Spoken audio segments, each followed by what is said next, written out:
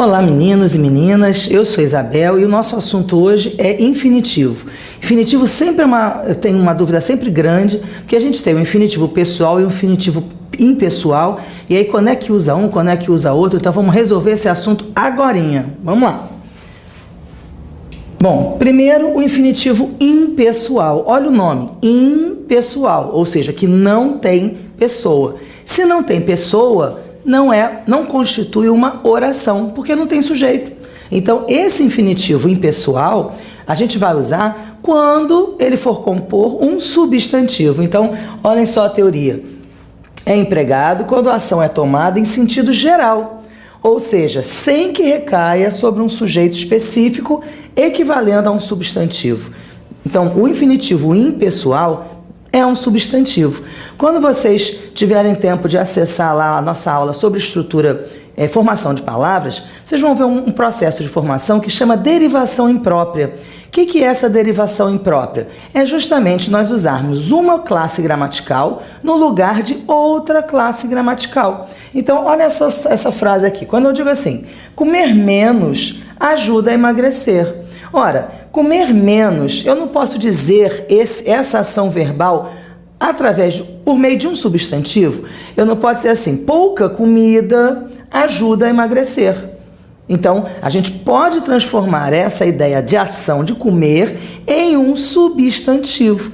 Esse infinitivo, então, impessoal, equivale a esse substantivo. Repare que não existe um sujeito para ele. Comer menos ajuda a emagrecer. É João comer menos, Maria comer menos, a Isabel comer menos. Então, de maneira generalizada, é o comer menos.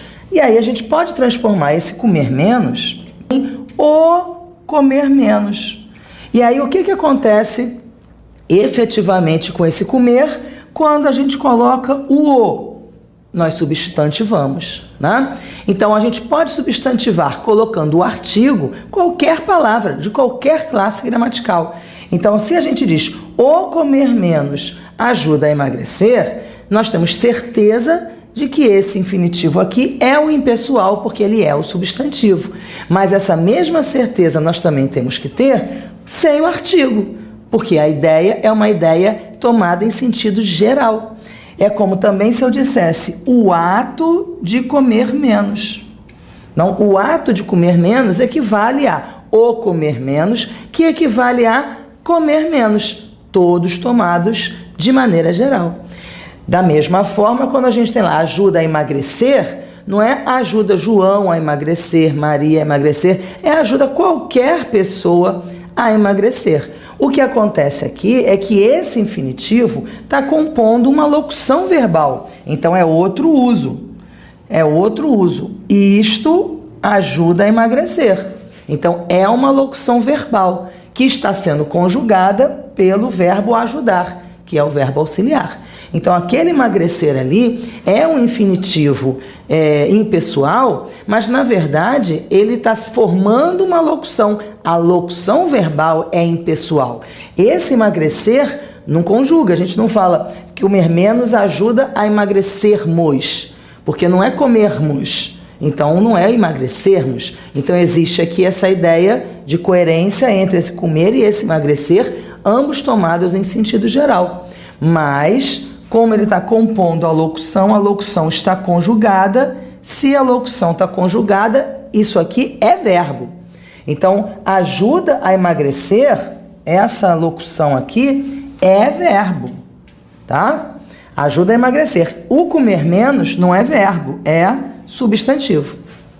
Tá legal? Então, quando a gente tem em relação àquele verbo um sujeito específico, como isso daqui, isto ajuda a emagrecer, comer menos ajuda a emagrecer, a gente tem verbo, tá? E aí o infinitivo é pessoal porque ele é conjugado, ele tem sujeito.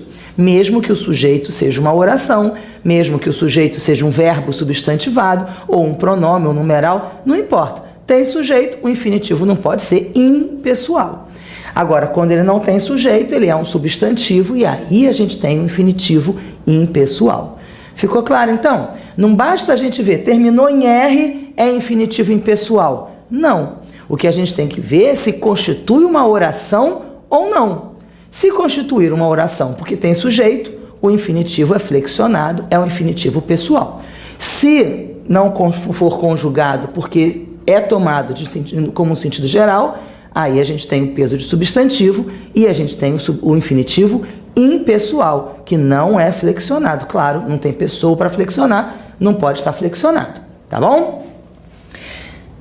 O que mais? O infinitivo pessoal agora. Bom, como a gente já viu, se o infinitivo impessoal equivale ao substantivo, porque não existe um sujeito específico para ele, o infinitivo pessoal é aquele que tem sujeito. Então, é empregado quando há um sujeito expresso ou subentendido. Por que subentendido? Porque existem os sujeitos em elipse, ou os chamados sujeitos ocultos, né? Ou ainda, por alguns outros teóricos, poucos, o sujeito desidencial. A melhor nomenclatura é sempre o sujeito em elipse, porque se ele não está escrito, ele está em elipse, não há dúvidas a respeito disso. O restante, sujeito oculto, sujeito desidencial, são nomenclaturas que não fazem parte da NGB, que é um documento oficial que regulamenta a nomenclatura usada no Brasil. E nessa nomenclatura gramatical brasileira, vocês entram no Google, colocam lá NGB, nomenclatura gramatical brasileira, vem a lei. Assim como tem a lei do acordo ortográfico, tem a lei que regulamenta as nomenclaturas usadas em português para concursos. Tá? Se eu não me engano, essa lei é de 58, é bem antiga.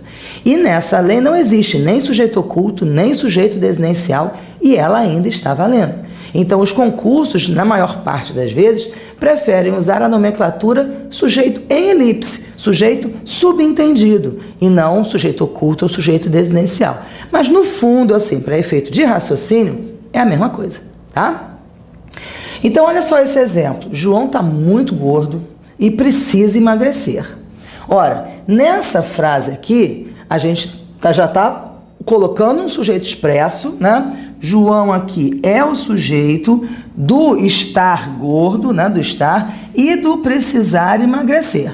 Então, ele é o sujeito desses, o sujeito semântico desses dois verbos, nessas duas orações. Quando eu continuo o meu texto, e aí, ó, João está muito gordo e precisa emagrecer. Comer menos vai ajudá-lo? Repare que comer menos agora não está mais sendo usado em sentido geral, não é o ato de todo mundo comer menos vai ajudá-lo. Não, aí ele comer menos vai ajudá-lo. Se eu comer menos, não vai ajudar o João. Então não é uma coisa tomada em sentido geral, tá? Então comer menos significa João comer menos vai ajudá-lo. Então esse comer aqui não é tomado como em sentido geral. Existe um sujeito específico para ele que não está escrito, mas está subentendido, o que torna esse trecho aqui um sujeito oracional, ou seja, uma oração subordinada, tá? Então, esse sujeito aqui é diferente daquele sujeito lá que a gente acabou de ver. Porque naquele termo lá, deixa eu voltar para a gente ver só o exemplo. Olha, aqui comer menos ajuda a emagrecer, aqui eu tenho uma frase só, tá? Eu tenho um único verbo, que é o ajuda a emagrecer, já que comer não é verbo, a gente já falou isso. Agora, aqui, nessa outra, João está muito gordo e precisa emagrecer, eu tenho duas orações aqui, João está muito gordo e precisa emagrecer, e tenho duas orações aqui, comer menos e vai ajudá-lo. Isto vai ajudá-lo. Então ali eu tinha uma oração só com um verbo só. Aqui não. Aqui eu tenho duas orações porque eu tenho dois verbos. Esse infinitivo aqui tem sujeito, que é o João, tá? Então esse comer aqui tem um sujeito que é João. E ao mesmo tempo, essa oração que a gente fez aqui, que é o sujeito em forma de oração, é o sujeito dessa oração aqui, vai ajudá-lo. Isto vai ajudá-lo, tá? Então, é importante a gente definir o que é o infinitivo pessoal e o impessoal, porque muitas vezes em concurso vem questões assim, identifique em qual item abaixo existem 4 orações, né? Ou quantas orações existem no período abaixo. E aí você tem um comer menos, né? E aí pensa assim, infinitivo não é oração e esquece de contar. Então, se ele é infinitivo e tem um sujeito específico para ele, ele é oração sim. E mais, é oração subordinada, sempre, tá? Oração de infinitivo, em gerúndio, em particípio, é sempre oração subordinada. Não existe coordenadas reduzidas. Tá legal? Bom, olha o outro exemplo aqui. É importante estudarmos com afinco. Aqui fica mais fácil de a gente perceber que esse estudarmos é uma oração. Por quê? Porque ele está conjugado na primeira pessoa do plural, que é outra coisa importante. Como o infinitivo é um infinitivo pessoal, já que constitui uma oração, ele tem pessoas. Então, ele é conjugado na primeira pessoa, na segunda, na terceira. E as desinências número pessoais são muito semelhantes às desinências padrão. Então, se você está na dúvida o que é desinência, procura lá a nossa aula de estrutura de palavras e vocês vão ver as desinências de infinitivo que estão lá também, tá? Então, nessas desinências a gente tem a primeira pessoa, depois do R não vem nada na primeira pessoa, na segunda pessoa vem o ES, comeres, na terceira pessoa também não tem nada, na primeira do plural vem o mois, estudar mois, na segunda pessoa do plural tem o deis, estudar deis, e na terceira tem o em, estudarem. Então, se vocês virem um mois, vocês já sabem, o infinitivo está conjugado, está flexionado. Então, nós estudarmos com afinco é importante. Então, esse estudarmos é uma oração subordinada reduzida, tá? Se é infinitivo, vocês já sabem que é oração subordinada e que está reduzida. E para ter certeza que ela é substantiva, basta substituir por um pronome. É importante isto, e isto é importante. Pronto, ela é subordinada substantiva. Tá legal? É importante que estudemos, olha como é que equivale. É importante estudarmos com afinco. É importante que estudemos com afinco. Repararam que as duas são equivalentes? Então, as formas reduzidas ou desenvolvidas, que é como a gente chama essa aqui, ó. As orações que são reduzidas são as orações que estão no infinitivo, no gerúndio e no particípio. As outras orações que começam com conjunção são as orações subordinadas desenvolvidas. Então, a gente nem coloca o nome desenvolvida, a gente só aponta quando ela está reduzida. Quando ela está desenvolvida, não. Então, a classificação é a mesma. Da mesma forma que eu penso, é importante isto, isto é importante, eu penso essa. É importante isto, isto é importante. Ou seja, as duas orações, tanto a reduzida quanto a desenvolvida, são idênticas. Tá? Diante da norma culta, uma não é melhor do que a outra, elas são equivalentes. Então, numa questão de reescritura, a frase tal poderia ser reescrita de maneira tal, se mantiver a pessoa, porque isso é importante, ó, estudarmos, primeira pessoa do plural, que estudemos, primeira pessoa do plural. Então, se mantiver a primeira pessoa, a pessoa, né, das orações, tem equivalência semântica e tem equivalência sintática, tá? As duas orações aqui são substantivas e são o sujeito dessa oração é importante. Ó, você tem o verbo ser mais o predicativo do sujeito. Isso daqui é o sujeito. Tá legal? Bom, então toda oração, todo infinitivo pessoal constitui uma oração subordinada. Tá legal? Isso aí é importante, tá na cabeça, gravar isso. O que mais a gente tem aqui? Ao chegar, tocou a campainha. Esse ao chegar, eu já não posso substituir pelo isto, não é? Da mesma forma que eu fiz lá no outro, é importante isto, eu posso fazer aqui? Isto, tocou a campainha? Não posso. Então, isso já me diz que essa oração aqui não é uma oração subordinada substantiva.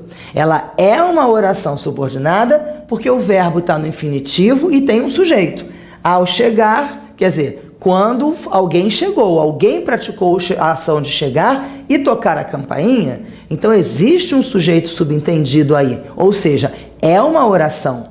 E se é uma oração está no infinitivo, eu já sei que é uma oração subordinada reduzida. Fácil, né? Agora, já sei também que ela não é substantiva, porque eu não posso substituir pelo isto. Já sei também que ela não é uma oração adjetiva, porque a oração adjetiva só pode ser reduzida com o particípio. O que sobrou para ela, então? Oração adverbial. Ao chegar,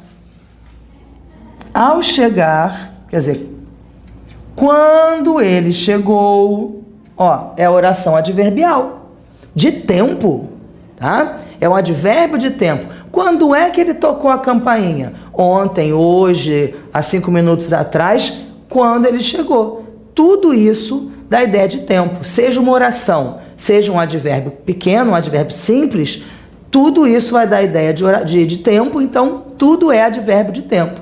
Só que aqui eu tenho uma oração adverbial de tempo, tá? E ela está reduzida, oração subordinada adverbial reduzida. Então aqui eu tenho também 2 orações. Essa oração aqui e essa oração aqui, período composto, tá?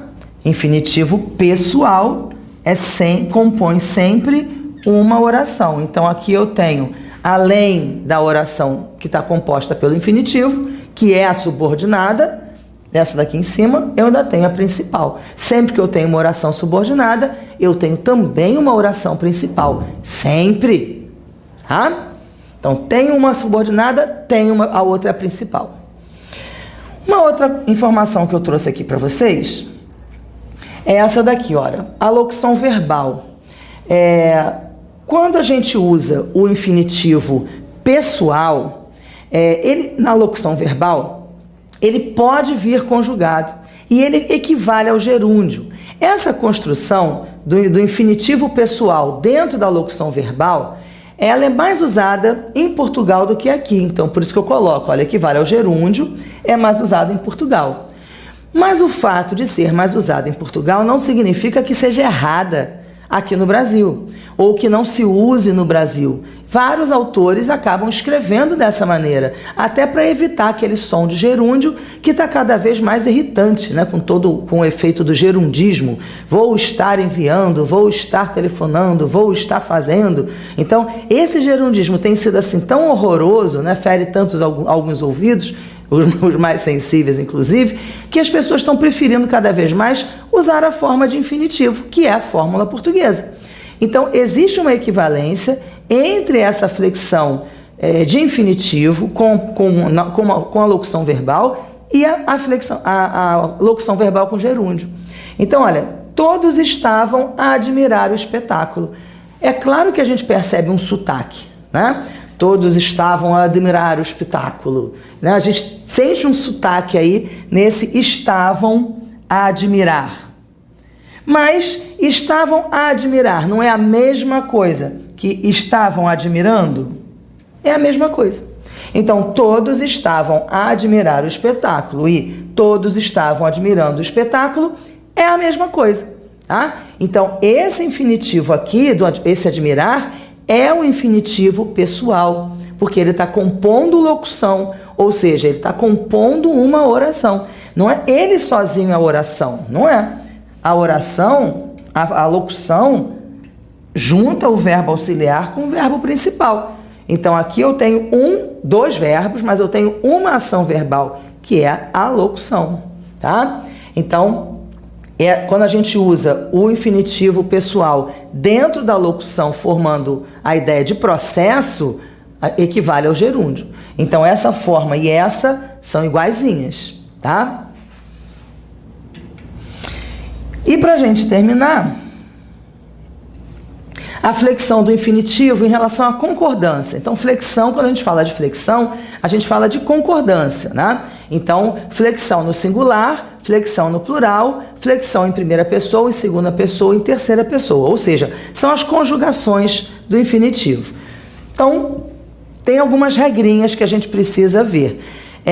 Na maior parte das vezes, como o uso em Portugal é um uso diferenciado do nosso, mas a regra é a mesma, né? Porque a língua portuguesa, embora tenha várias diferenças, cada vez mais existe um esforço para que seja uma só, né? Não interessa a nenhuma nação no mundo falar uma língua ela sozinha, porque ela sozinha fica isolada, não consegue fazer acordos comerciais, não consegue fazer acordos políticos. Então reparem o esforço que o Brasil faz para fazer parte da Organização Mundial do Comércio, né, de várias secretarias na ONU, comissões, né?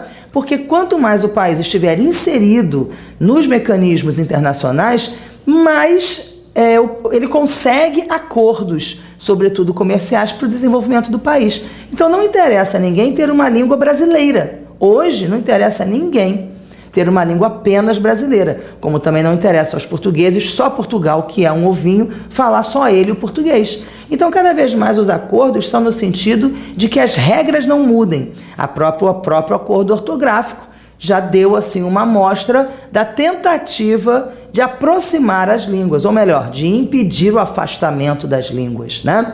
Então, a língua portuguesa é uma, mas tem as suas peculiaridades dependendo de quem a fala, claro. Por isso, porque em Portugal se usa mais a flexão do infinitivo nas locuções e nós usamos mais o gerúndio, então pra gente nós preferimos não flexionar, enquanto que em Portugal eles preferem flexionar. Então, o que acaba sendo a regra?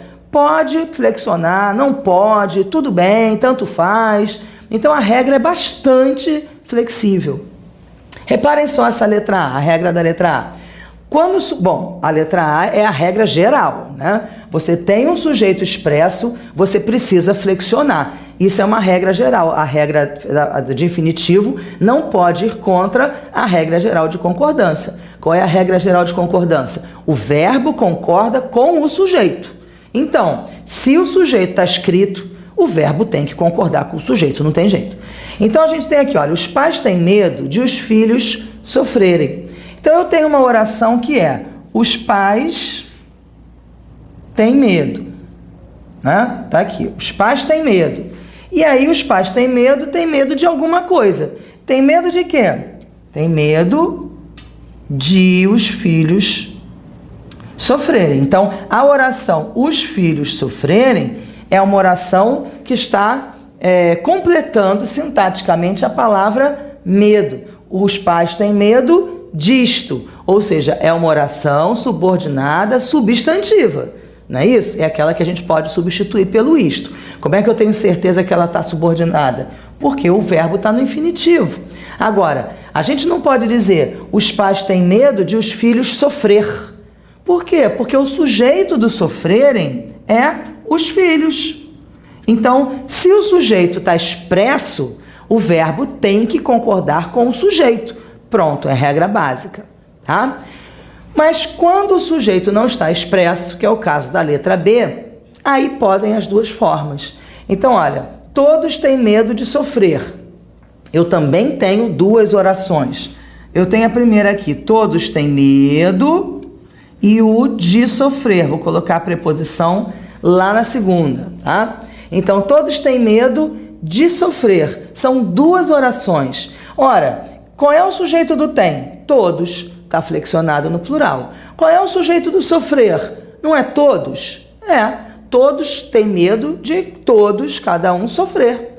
Agora, se o pronome todos não está escrito, não está repetido, eu posso colocar no singular.